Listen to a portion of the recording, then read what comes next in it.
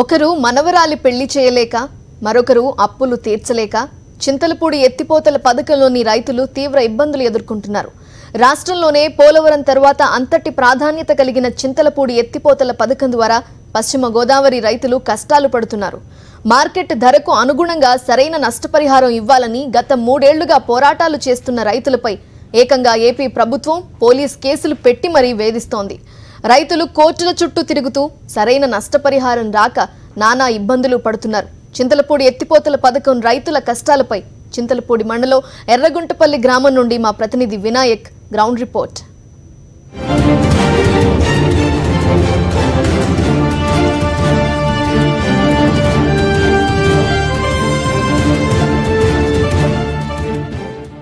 పశ్చిమ గోదావరి జిల్లాలో పోలవరం ప్రాజెక్టు తర్వాత అత్యంత కీలకమైన ప్రాజెక్టు చింతలపూడి ఎత్తిపోతల పథకం.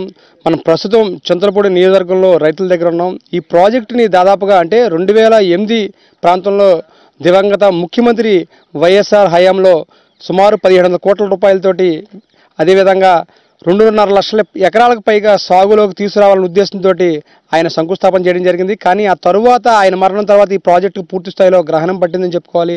ఆ తరువాత ఏ ప్రభుత్వాలు పట్టించుకోవడం, అలాగే 2014 తర్వాత చంద్రబాబు నాయుడు ముఖ్యమంత్రి అయిన తర్వాత ఈ ప్రాజెక్టు మీద దృష్టి సారించారని చెబుతూనే సుమారుగా 4,900 కోట్ల రూపాయలతోటి ఒక పరిపాలన ఆమోదమైన జీవో ఇవ్వడం జరిగింది. 2016 సెప్టెంబర్ 3వ తేదీ నాడు జీవో నెంబర్ 94 ద్వారా ఈ ఎత్తిపోతల పథకాన్ని సుమారుగా 4,80,000 ఎకరాలకు, అంటే పశ్చిమ గోదావరి జిల్లాతో పాటు కృష్ణా జిల్లాను కలుపుతూ వీరు ఇవ్వడం జరిగింది. కొన్ని గ్రామాల్లో అంటే దాదాపుగా ఒక గ్రామం అయితే సుమారుగా 20 లక్షల రూపాయల వరకు ఇచ్చిన రాష్ట్ర ప్రభుత్వం ఆ తర్వాత తిరిగి వెనక్కి తీసుకోవాలంటూ కేవలం 12.5 లక్షలు మాత్రమే దానికి సంబంధించిన నష్టపరిహారాన్ని కుదించడం జరిగింది. గత 4 ఏళ్లుగా వీరు ఎన్ని పోరాటాలు చేసినప్పటికీ దీనికి సంబంధించినంత వరకు కూడా ఎక్కడా పట్టించుకోలేదు. ఎర్రగుంటపల్లిలో దాదాపుగా రైతులందరూ ఇక్కడ ఉన్నారు. వారి యొక్క సమస్యలను వారి మాటలో వినే ప్రయత్నం చేద్దాం. సార్, మీరు చెప్పండి, ఇప్పుడు చింతలపూడి ఎత్తిపోతల పథకాన్ని మీరు ఎందుకు వ్యతిరేకిస్తున్న పరిస్థితి ఉంది? 2-3 ఏళ్లుగా రైతులందరూ కూడా ఎందుకు ఆందోళన చేయాల్సిన పరిస్థితి వచ్చింది? రాష్ట్ర ప్రభుత్వం మీకు సాగునీరు కల్పిస్తాము అని చెప్తున్నప్పుడు మీరు ఎందుకు వ్యతిరేకిస్తున్నారు? అసలు ఈ చింతలపూడి ఎత్తిపోతల పథకం గురించి వ్యతిరేకత మాకు లేదండి. మన లోగడ స్వర్గీయ ముఖ్యమంత్రి రాజశేఖర రెడ్డి గారి టైంలో చింతలపూడి మెట్ట ప్రాంతంలో నీళ్లు ఉండవు కాబట్టి మెట్ట ప్రాంతం కోసం పెట్టిన ఇది. కానీ నేతి బీరకాయలో నెయ్యి లేనట్టుగా చింతలపూడి మెట్ట ప్రాంతానికి పెట్టినటువంటి ఈ యొక్క పథకాన్ని చింతలపూడి ఉపయోగపడకుండా 1700 కోట్ల రూపాయలతో మొదలుపెట్టిన దాన్ని చింతలపూడి మెట్ట ప్రాంతం కాదు, చింతలపూడి మెట్ట ప్రాంతం మొత్తం తవ్వకుండా ఒక చింతలపూడి ఎరగడపల్లి వరకు వచ్చిన కాలమని కృష్ణా జిల్లాకు తీసుకెళ్లాలన్న దురుద్దేశంతో తెలుగుదేశం హయాంలో దీన్ని ఇక్కడ నుంచి 2 లక్షల ఎకరాల దగ్గర 2 లక్షల నుంచి 4 లక్షల ఎకరాలకు పెంచి వాళ్ళకి ప్రత్యేకమైన జీవో ఇచ్చి కృష్ణా జిల్లాలో దేవినేని గారి ప్రాపకంలో ఆయన యొక్క నియోజకవర్గం అవడం వల్ల ప్రత్యేకమైన జీవో కూడా ఇచ్చి వాళ్ళకి ఇక్కడ 5 లక్షల రూపాయలు ఉన్నదానికి ఎరగడపల్లి ఉన్నదానికి 12 లక్షల రూపాయల చిల్లర పరిహారంగా నిర్ణయించి వాళ్ళకి ఈ 7 కిలోమీటర్లు చింతలపూడి నుంచి కృష్ణా జిల్లా చీపుగూడెం వరకు వెళ్ళిన తర్వాత అదే 4 లక్షలన్నర ఉన్నదాన్ని ఇంకో 1/2 లక్ష పెంచి 5 చేసి 5కి 19 చేసి తర్వాత భూములలో ఉన్న చెట్లు ఉన్నా లేకపోయినా కూడా పరిహారం ఉన్నట్టుగా చేసి వాళ్ళకి దాదాపు 20-21 లక్షల దాకా వాళ్ళకి ఇస్తున్నారు. ఏం జరుగుతుంది అసలు చింతలపూడి ఎత్తిపోతల పథకం? చింతలపూడి ఎత్తిపోతల పథకం వచ్చాకే ఇది మీరు చెప్పినట్టుగా రాజశేఖర రెడ్డి గారి టైంలో భూమికి సరైన ధర అప్పుడు ఇవ్వటం, ఈ ప్రభుత్వం వచ్చిన తర్వాత ముందు అసలు దీనికి అవార్డు ఎంక్వైరీ అనేది సరిగ్గా జరగాలి, అది జరగలేదండి. అంతేకాకుండా ఇప్పుడు ఇక్కడ ఉన్నటువంటి మా ఈ ప్రాంతం 3 పంటలు పండేటువంటి ఈ భూములు డెల్టా ఏరియానా ఎండిపోతుందేమో కానీ ఈ ప్రాంతం ఎండటం అనేది సమస్య లేదండి. ఎందుకంటే 3 పంటలు అంటున్నా అంటే ఇప్పుడు ఊరేస్తాం, తర్వాత మొక్కజొన్న వేస్తారు, తర్వాత బలం కోసం జనుము ఇటువంటివి జల్లి దాన్ని అంటే 3 పంటల కింద ఇక్కడ పోయినసారి మీకు కరువు వచ్చినప్పుడు డెల్టా ఏరియాలో కొంత ఎండిందేమో కానీ ఇక్కడ సెంటు భూమి కూడా ఎండకుండా జరిగిందండి. అయితే ఇవాళ ప్రభుత్వం 12.5 లక్షలు ఇవ్వటం వల్ల ఎక్కడెక్కడ సెంటు భూమి దొరికే అవకాశం లేదండి. వీళ్ళందరూ కూడా మీరు దీంట్లో రికార్డు వైజ్గా మేము తీయమని సీఎం గారి దగ్గరికి కింద నుంచి పై స్థాయి వరకు కూడా వెళ్ళటం జరిగింది. కానీ మా గోడు మట్టుకు వినిపించుకోవటం లేదండి. ఎందుకంటే వీళ్ళు అంతా చిన్న సన్నకారు రైతులే అండి. ఎవరో కూడా ఇందులో గట్టిగా 10 ఎకరాలు ఉన్న రైతులు ఎవరు లేరండి. ఈ ఉన్న భూమి కూడా పోతా ఉందండి. ఇవాళ రైతు అన్నవాడికి ఇప్పుడు మా ప్రాంతం ఉంటుందండి, మేము ఎవరన్నా మేము దారి కావాలని అంటే 2 రెట్లు ఇచ్చి తీసుకుంటామండి. అటువంటిది ప్రభుత్వం ఇవాళ కనీసం ఉన్నటువంటి మార్కెట్ వాల్యూ కూడా ఇవ్వనటువంటి పరిస్థితి. కానీ ఇవాళ మరీ దారుణంగా దౌర్జన్యం చేసి మేము కనీసం రూపాయి డబ్బులు ఇవ్వకుండా తవ్వాలనే ప్రయత్నం కూడా చేయటం జరిగిందండి. ఇది అప్పుడే మేము అడ్డగించడం జరిగింది. అక్కడ అసలు అవార్డు నోటీసు కూడా ఇవ్వని స్థలంలో ఆ రోజున మేము నిలుపుదల చేయడం జరిగింది. దాని మీద మా మీద అన్యాయంగా కేసులు పెట్టడం జరిగింది. ఏ సెక్షన్ కింద కేసు పెట్టారు మీ మీద? లోపల కానీ అరెస్ట్ చేయడం కానీ తీసుకెళ్ళడం కానీ జైల్లో పెట్టడం కానీ జరిగింది? అంటే మామూలుగా సొంత పూచీకత్తు మీదే విడుదల చేయడం జరిగింది. జైల్లో అయితే పెట్టడం జరగలేదండి. అది సెక్షన్లో అయితే అంత ప్రభుత్వ కార్యక్రమం అడ్డం అన్నట్టుగా 11 మంది అండి. 11 మంది అప్పటి నుంచి ఇప్పుడు వరకు కూడా కోర్టుల చుట్టూ తిరుగుతున్నామండి వాయిదాలకి. రైతుల మీద రాష్ట్ర ప్రభుత్వం కర్కసత్వంగా ఈ విధంగా అంటే కేసులు పెట్టడం ఒక వ్యక్తి అయితే, కేసులు పెట్టి మిమ్మల్ని కోర్టుల వెంబడి తిప్పి మిమ్మల్ని భయపెట్టి మీ దగ్గర భూములు తీసుకోవాలనుకోవడం ఎంతవరకు మీకు సమంజసం అనిపిస్తుంది? ప్రభుత్వాలు అధికారంలో ఉన్నవాళ్ళు రైతే రాజు, రైతు లేనిదే రాజ్యం లేదు, ఇవన్నీ కూడా మనకి టీవీల్లో మాట్లాడే మాటలండి. కానీ నిజం చెప్పాలంటే రైతుని ఎంత అవమానపరుస్తున్నారంటే, అన్నం పెట్టే రైతుని అనామకుడి కింద, అభాగ్యుడి కింద, చేతగాని వాడి కింద చూస్తున్నారు ఈ ప్రభుత్వాలండి. తన భూమి తీసుకుంటున్నప్పుడు తనతో చర్చించకుండా, ఒక సమావేశం ఏర్పాటు చేయకుండా, చట్ట ప్రకారం ఏర్పాటు చేసి 80% రైతులు అంగీకరిస్తే మాత్రమే భూమి తీసుకోవాలన్న నిబంధనను పక్కన పెట్టేసి, కనీసం అవార్డు ఇవ్వకుండా, దానికి ధర నిర్ణయించకుండా, డబ్బు ఇవ్వకుండా ప్రభుత్వం నిర్దాక్షిణ్యంగా ప్రొక్లైన్లు తీసుకొచ్చి భూముల్లో తవ్వేస్తుంటే ఆవేదన చెందిన రైతు మన ఇంట్లో పరాయుడు చెత్తుకుపోతుంటే ఎట్లా ఉంటుందో, నా భూమి తీసుకెళ్ళొద్దని అడ్డొస్తే నిర్దాక్షిణ్యంగా కేసులు పెట్టి లోపల పడేశారండి. ఇది ఏంటంటే మేము ఇంతే ఇస్తాం అని మనం ఎన్ని ఉద్యమాలు చేసినా, నిరాహార దీక్షలు చేసాం, రాస్తారోకోలు చేసాం, ధర్నాలు చేసాం, ఎమ్మెల్యే పేదల సుజాత గారికి అనేక విజ్ఞప్తులు చేసాం, మంత్రి దేవినేని ఉమామహేశ్వరరావుకి చెప్పుకున్నాం, చంద్రబాబు నాయుడు గారికి చెప్పుకున్నాం, కలెక్టర్ గారికి చెప్పుకున్నాం, స్పెషల్ డిప్యూటీ కలెక్టర్ గారికి చెప్పుకున్నాం. ఎన్నిసార్లు ఎన్ని వినతి పత్రాలు పెట్టుకున్నా, ఎన్ని విజ్ఞప్తులు చేసినా మేము ఏమాత్రం స్పందించమని నిర్మోహమాటంగా మాట్లాడుతున్నారండి. అలా కాదు, మా భూమి ధర మార్కెట్లో ఎంక్వైరీ చేయండి, ఇక్కడ 25 నుంచి 30 లక్షల ధర ఉంది, రోడ్డు పక్కన ఉన్న భూములైతే ఎకరం 50 లక్షల రూపాయలు విలువ చేస్తుంది, అలాంటి భూములు మీరు అలా తీసుకోవడం మేము సమంజసం కాదు అన్నందుకు మా మీద కేసులు పెట్టి అరెస్ట్ చేశారండి. ముఖ్యమంత్రి గారు వస్తున్నాడు, మన చంద్రబాబు నాయుడు గారు చింతలపూడి అంటే వీళ్ళు రైతులను కలుద్దాం అనుకున్నాం, మేమందరం కలిసి మా బాధలు చెప్పుకుందాం అనుకున్నాం. కానీ మమ్మల్ని అరెస్ట్ చేసి గృహ నిర్బంధం, మా ప్రతి ఇంటి ముందు కూడా 2 కానిస్టేబుల్ పెట్టేసి మమ్మల్ని అందరినీ కూడా బయటికి రాకుండా చేశారండి. ఇది ప్రజాస్వామ్య వ్యవస్థలో ఒక రైతు తనకు జరిగిన అన్యాయాన్ని ముఖ్యమంత్రి గారికి చెప్పుకుంటారంటే కనీసం ఇంటిలోంచి బయటికి కూడా రాకుండా గృహ నిర్బంధం చేసే ఈ వ్యవస్థలో ఈ మంత్రులు, ఈ ముఖ్యమంత్రులు మేము రైతులకు న్యాయం చేస్తామంటే నమ్మాలంటారా? నమ్మే పరిస్థితి ఉందంటారా? ముఖ్యమంత్రి గారికి కనీసం ఎన్ని విజ్ఞప్తులు చేసినా ఎలక్షన్ మూమెంట్లో కూడా ఆయన నోట్లోంచి మీకు న్యాయం చేస్తానన్న ఒక్క ముక్క కూడా అనలేదంటే ఈ రైతుల పట్ల ఆయనకున్న ప్రేమ, రైతులకు న్యాయం చేసే విషయంలో ఆయనకున్న చిత్తశుద్ధి స్పష్టంగా అర్థమవుతుంది. దీన్ని బట్టి రేపు రైతులు స్పందిస్తారండి, దీన్ని బట్టే రేపు ఓట్లు వేస్తారండి, దీన్ని బట్టే బుద్ధి చెబుతారండి ప్రభుత్వానికి. రైతు ఏంటో, రైతుకున్న ఆలోచన ఏంటో, రైతుకి ద్రోహం చేస్తే ప్రభుత్వాలు మట్టి కొట్టుకుపోతాయని నిరూపించే టైం దగ్గరలో ఉందండి. స్థానికంగా ఎమ్మెల్యేని కలిసినప్పుడు వారి దగ్గర నుంచి వచ్చిన స్పందన ఎలా ఉంది మీకు? నేను 5 సంవత్సరాల నుంచి ఎర్రగొండపల్లి సర్పంచ్గా చేస్తున్నానండి.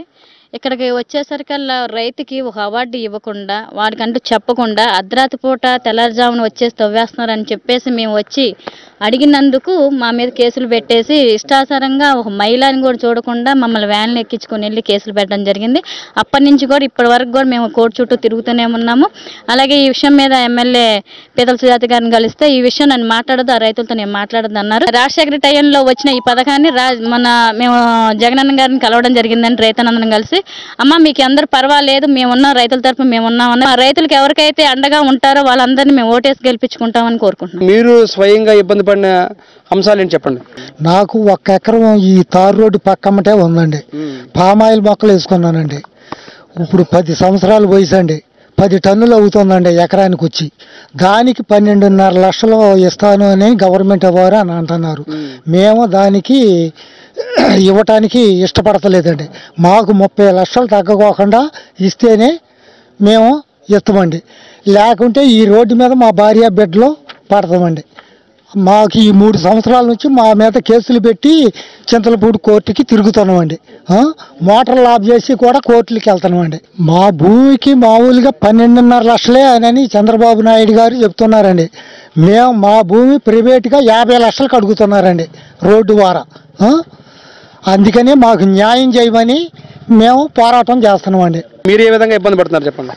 నాకు 4 ఎకరా 83 సెంట్లు ఉందండి. ఇందులో కొంత ఆడపిల్లల భూమి ఉందండి. 2015 డిసెంబర్ 31న పేపర్లో ప్రకటించి మా భూమిని తీసుకుంటున్నట్లుగా 2 ఎకరాల 63 సెంట్లు తీసుకుంటున్నట్టుగా చెప్పడం జరిగింది. ఆ తర్వాత 2016 ఏప్రిల్లో 30 ఎకరానికి 15 లక్షల చొప్పున నష్టపరిహారం ఇస్తామని చెప్పడం జరిగింది. కానీ మాది రోడ్డుకి దగ్గరగా ఉన్న భూమి, ఆడపిల్లల భూమి, ఎకరం 45 లక్షల నుంచి 50 లక్షలు 60 లక్షల వరకు ఉంది. అది వాళ్ళ భవిష్యత్తు కోసం చేయాలి. ఆడపిల్లలకి ఇళ్ళు లేవు, వాళ్ళ అద్దె ఇంట్లో ఉంటున్నారు. గవర్నమెంట్ స్కీముల్లో మాకు ఇళ్ళు వచ్చే అవకాశం లేదు ఓసీలం. కాబట్టి ఈ పరిస్థితుల్లో ఆ భూములు ఆడపిల్లలకు సంబంధించినవి కాబట్టి వాళ్ళకి మేము అమ్మి ఇద్దామనే ఉద్దేశంతో వాళ్ళకి సెటిల్ చేద్దామంటే ఈ నోటిఫికేషన్ వలన ఈ భూమి మేము ఆడపిల్లలకి సెటిల్ చేయలేక వాళ్ళ అవసరాలు తీర్చలేక గత 4 సంవత్సరాల పైగా చాలా బాధలు పడుతున్నాం. ఈ నోటిఫికేషన్ వలన మిగతా భూమి కూడా అమ్ముకోలేని పరిస్థితి, ఈ డెవలప్మెంట్ చేసుకోలేని పరిస్థితి. పంట కూడా వేయొద్దు అంటున్నారు. పంట కూడా వేయకుండా ఆదాయం కోల్పోవాల్సి వచ్చింది. 2016 ఏప్రిల్ 30 నుంచి పంటలు కూడా లేవు. అంటే ఈ రైతు చెప్పిన దాని ప్రకారం వాళ్ళ అమ్మాయిలకు సంబంధించిన వరకు వాళ్ళ పేరు మీద ఈ భూములు పెట్టడం జరిగింది. వారికి సంబంధించిన వరకు ఆ ఆస్తిని వారి పేరు మీద పెట్టిన తర్వాత వారికి ఇప్పుడు ఆస్తి లేకుండా పోయిన పరిస్థితి ఉంది. ఒకవైపున దాదాపుగా బయట 40 లక్షల పైగా ఎకరం ధర పలుకుతుంటే రాష్ట్ర ప్రభుత్వం మాత్రం ఇక్కడ 15 లక్షల రూపాయల లోపే ఈ ధర కట్టడం జరిగింది. ఈ నేపథ్యంలో మేము ఆ స్థాయిలో భూమికి 15 లక్షల రూపాయలకి మేము నష్టపరిహారానికి మేము ఇవ్వలేమని చెప్పి వీళ్ళు చెప్పడంతో ఇటు ఒకవైపున పంట కూడా వేసుకునేట్లేదు, మరోవైపున నష్టపరిహారం కూడా అందలేదు, మరోవైపున రాష్ట్ర ప్రభుత్వం కూడా స్పందించట్లేదు.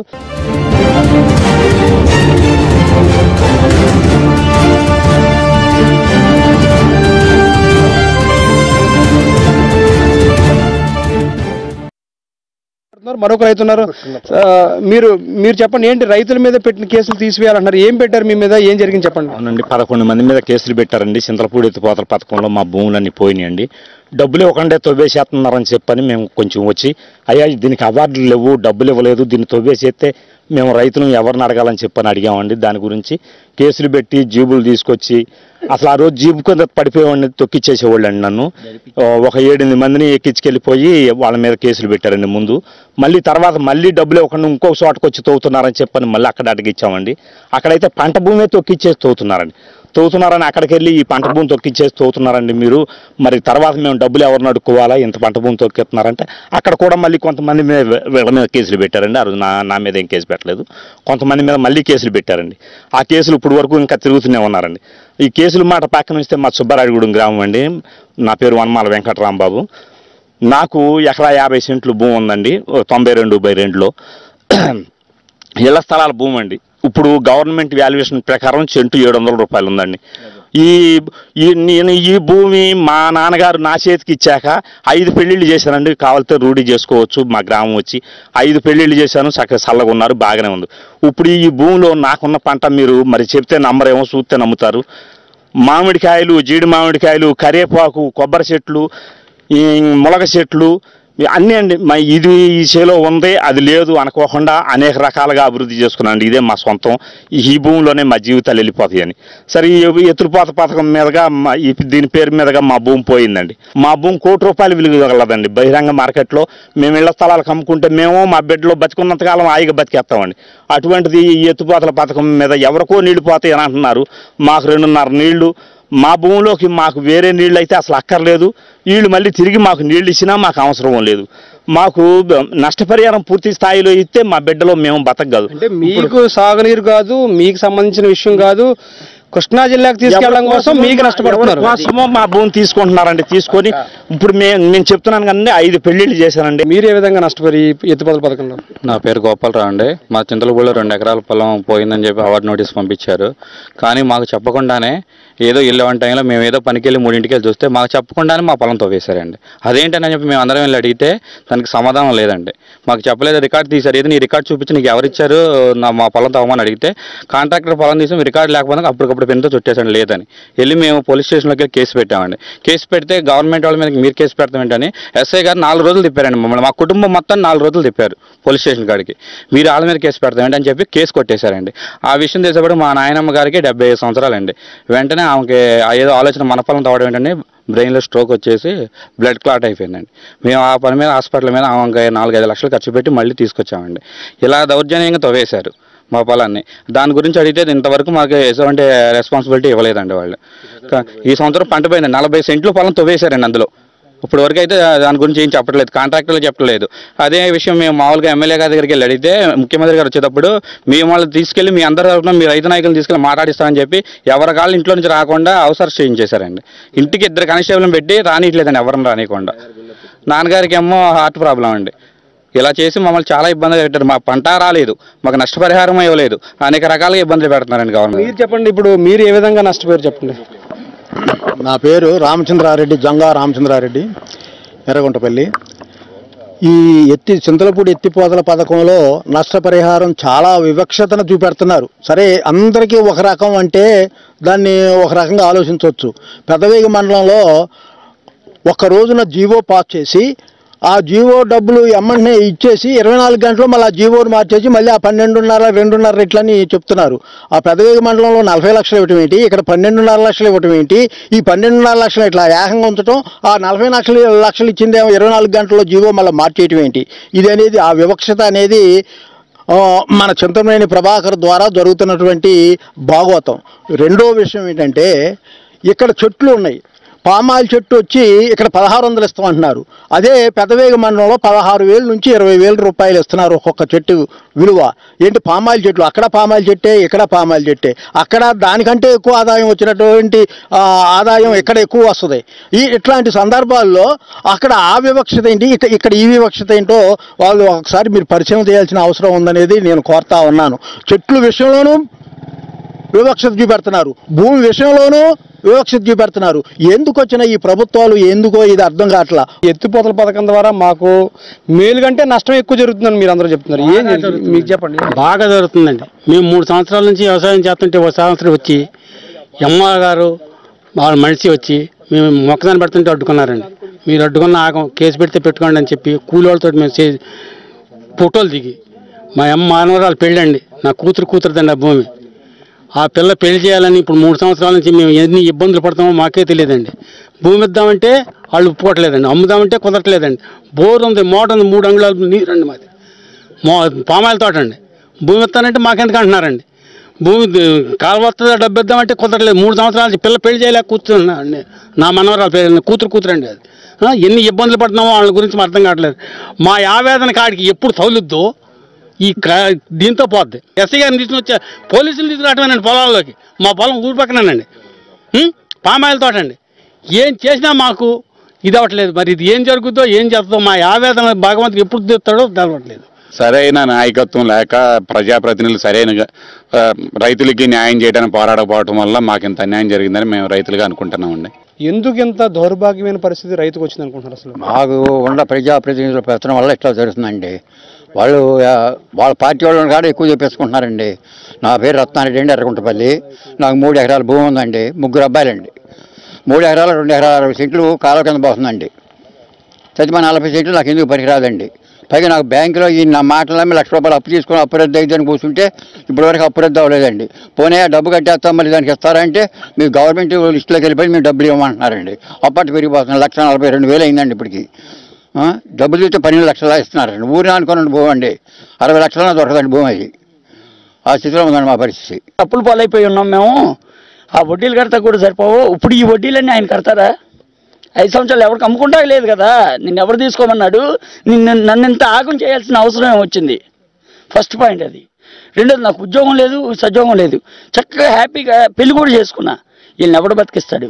వచ్చి డబుల్ ఎంఎస్సి ఎంఈడి చదివి కనీసం అంటే 5 ఏళ్ళు బట్టి ప్రభుత్వ ఉద్యోగానికి మీకు అవకాశం రాలేదంటారా? అంటే ఎక్కడ ఉద్యోగాలు ఏం తీశారండి? ఉద్యోగాలు అవకాశాలు అంటారు. ఏం ఉద్యోగాలు తీశారు? తీయండి ఒక్కసారి లిస్ట్ ఇవ్వండి. మనోర్రా ఎప్పుడు ఇదో స్లోగన్ జరిగింది. పైగా ఒక జన్మభూమి కమిటీ అంట. ఈడెవడో మనల్ని శాసించడానికి ఒక కమిటీ వాడు. నాకు హౌస్ 5 సంవత్సరాల తర్వాత మొన్న శాంక్షన్ అయింది. ఫిబ్రవరి 18వ తారీఖున పొండూరు వరలక్ష్మి మా అమ్మ పేరున. నేను ఎప్పుడు కట్టుకోవాలి? ఎలక్షన్ కోడ్ వచ్చేటప్పటికి నేను ప్లాన్ తీసాక నేను పని చేయనన్నారు. ఇప్పుడు ఆ డబ్బు ఎక్కడి నుంచి తేవాలి? ఎవరిస్తారు? రాబోయే కాలంలో మాకు ఎవరైతే మేలు చేస్తారో ఈ చింతలపూడి ఎత్తిపోతల పథకంలో సాగునీరు మా ప్రాంతానికి తీసుకెళ్లినా, మా ప్రాంతాల నుంచి వేరే ప్రాంతానికి తీసుకెళ్ళినప్పటికీ మాకు కనీసం మద్దతు ధర మటుకు ఇవ్వాలనేది కోరుతున్న పరిస్థితి. ఈ నేపథ్యంలో ఎవరైతే మద్దతు ధర కల్పించడం మాకు న్యాయం చేస్తారో వారి వెంట ఉంటామనేది రైతులు చెప్తున్నమాట. ఇది ఈరోజు గ్రౌండ్ రిపోర్ట్. వీడియో కుమార్తో కలిసి వినాయకరావు, సాక్షి టీవీ, చింతలపూడి ఎత్తిపోతల పథకం ప్రాంతం నుంచి, పశ్చిమ గోదావరి జిల్లా.